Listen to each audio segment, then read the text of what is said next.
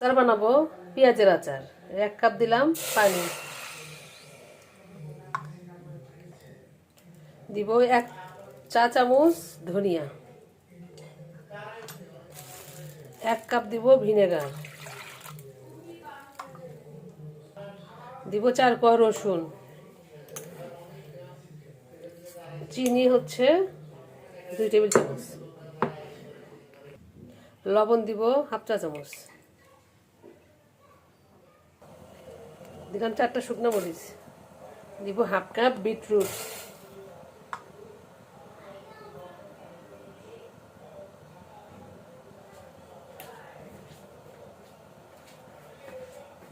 একটা বয়েল উঠলেই চুলা অফ করে দিব।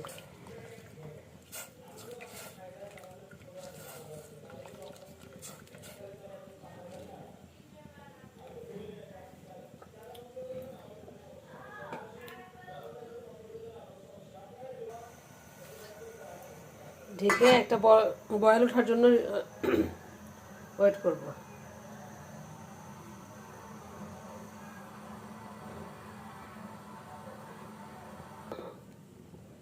দেখি হয়ে গেছে, এটা চুলা অফ করে দিলাম। এটা হয়ে গেছে, এই যে রং ছেড়েছে লাল। লাগবে কিছু লাল পেঁয়াজ, কয়েক কোয়া রসুন, আর হচ্ছে কয়েকটা কাঁচামরিচ। এগুলো এখন কেটে নিতে হবে।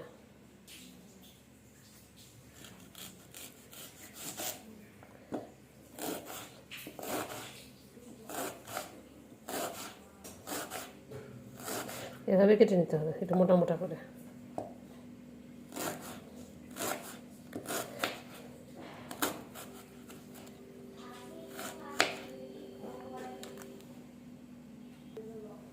সব এভাবে কেটে নিতে হবে,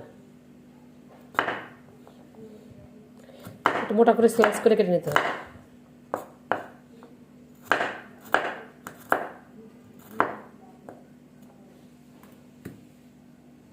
এভাবে আমার পেঁয়াজের লেয়ারগুলো খুলে নিতে হবে।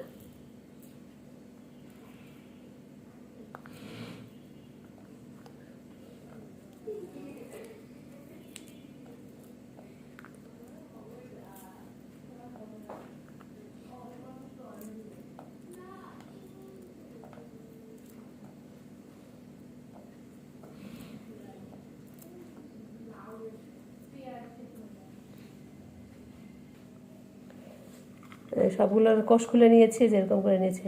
রসুন, পেঁয়াজ, কাঁচামরিচ করে নিয়েছি। আর কোনো কাজ নেই, একদম সহজ আচার। এটা বয়াম নিতে হবে, কাঁচা জার নিতে হবে। এর মধ্যে শুধু পেঁয়াজ রসুনগুলা ইভেনলি দিতে হবে। এত সহজ আচার আর হইতে পারে না।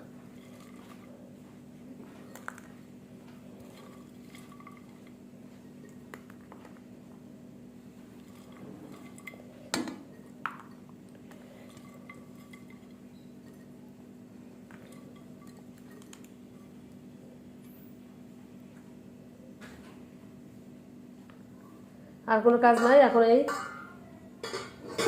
ওয়াটারটা এবার দিয়ে দিতে হবে, গরম গরমে দিতে হবে। আপনার বিটরুট সহ দিতে পারেন, বিটরুট ছাড়াও দিতে পারেন। বিটরুট সহ দিলাম, এটা আচারের মধ্যে থাক, ওগুলো খাওয়া। বিটরুট খাওয়া তো ভালো। পরে বোতলটা ঝাঁকাইয়ে দিতে হবে।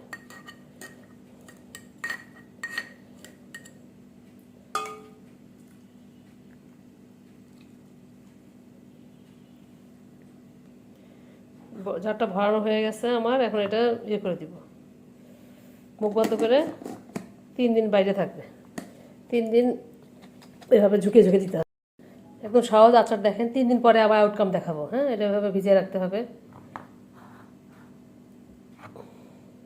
আস্তে আস্তে পেঁয়াজগুলো মজে নিচ দিকে চলে যাবে।